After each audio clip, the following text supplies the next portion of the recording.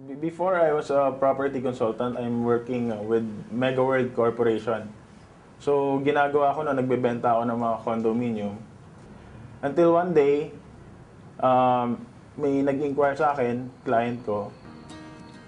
Siya si Paul Vincent Guasque. And then he invited me for a coffee. And then diniscuss ko sa kanya yung condo na binibenta ko sa kanya. After ko siya mabenta ng condominium, he was inviting me to join his business, which is V-Mobile nga. It took me like 6 months to finally decide to join in dito sa V-Mobile. Malaking transformation na nangyari sa akin kasi before, real estate agent, nagko-commute lang din ako every day. Dito sa V-Mobile, in span of 8 months, nagkaroon ako ng 2 kotse. So dati, kami ng wife ko nag-commute. In just a short period of time, nagkaroon kami ng sasakyan. And then, in terms of financial, nag-improve din yung finances namin. Dati kasi hindi ako makabili ng damit eh. Kasi I'm a father of 2 kids. I'm supporting 2 kids. Siyempre, yung being a real estate agent, medyo limited na yung sweldo ko.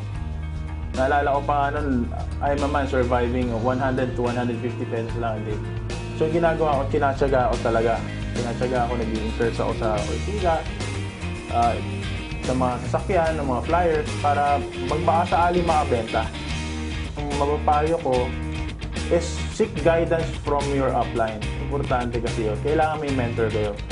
Kasi hindi naman kayo sasali dito na magaling kagad kayo. Kailangan nyo rin magkaroon ng goal. A life without a goal is nothing. Kumbaga, if you have a goal, strategize on how you will achieve that goal.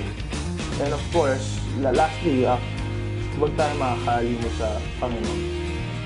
Kasi kahit anong ginagawa natin, kahit anong success natin ngayon, dahil sa Diyos yan. Thank you sa V-Mobile for changing my life.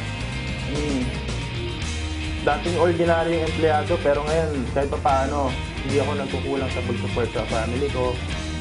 Hindi ako lahat ng bagay na gusto nila, at least ngayon napupunuan ko, hindi tulad ng dati. Actually, kung hindi ako naniwala nun, hanggang ngayon wala pa rin talaga ako.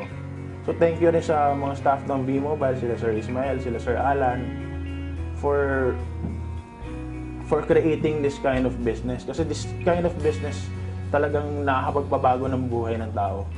Yun na yung masasabi ko. Sobrang grateful ako with this company. And I will be with this company habang buhay.